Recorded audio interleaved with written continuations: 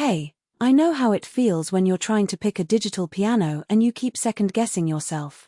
You don't want to drop a chunk of change on something that's going to sit in the corner because it feels wrong under your fingers or the sounds are cheesy.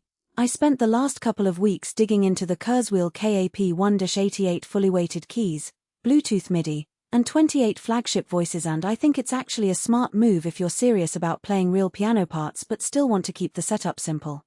Link is in the description if you want to check the product details on Amazon.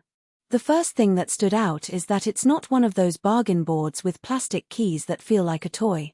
The hammer action keys give you a real piano response, so if you're coming from an acoustic, the transition isn't jarring.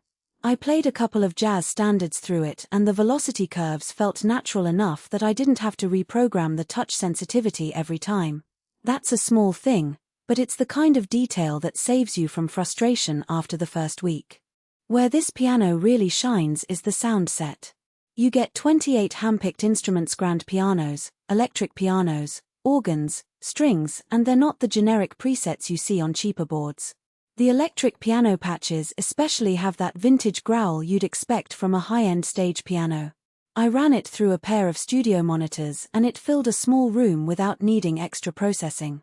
If you're playing in a band or recording at home, the 256-note polyphony means you can stack a few layers without the notes cutting out on big chords. That's the kind of ceiling you don't think about until you hit it. Bluetooth MIDI is another nice touch. I connected it to a tablet running a notation app and the latency was low enough for real-time transcription work. You can also stream audio from your phone to the piano speakers, which is handy if you want to play along with a track without running extra cables. The USB ports give you a direct interface to a DAW if you ever want to record MIDI or root audio, so it's flexible whether you're on stage or in the studio. Now, the catch. The included stand is chrome and looks fine, but it's not the sturdiest thing if you're a heavy player who leans on the keys. I saw a couple of buyer comments mentioning that the legs can wobble if you're not careful, so if you're planning to gig with it, you might want to budget for a heavier stand. The sustain pedal is also basic plastic housing, no half pedal control, so if you're used to a real piano's nuanced sustain, you'll notice the difference. It's not a deal breaker for practice, but it's something to keep in mind if you're upgrading from a mid-tier keyboard. Who should buy this? If you're a gigging musician who needs a lightweight 88-key piano with solid sounds and reliable connectivity, this is a solid choice. It's also a good fit for home players who want a realistic feel without the footprint of a full acoustic. If you're just starting out and you're not sure whether piano is for you, you might be better off with a smaller, cheaper board to test the waters first. Where it falls short is in the extras department. You're not getting weighted organ drawbars, aftertouch, or a massive library of sounds. This is a focused instrument, not a Swiss Army knife.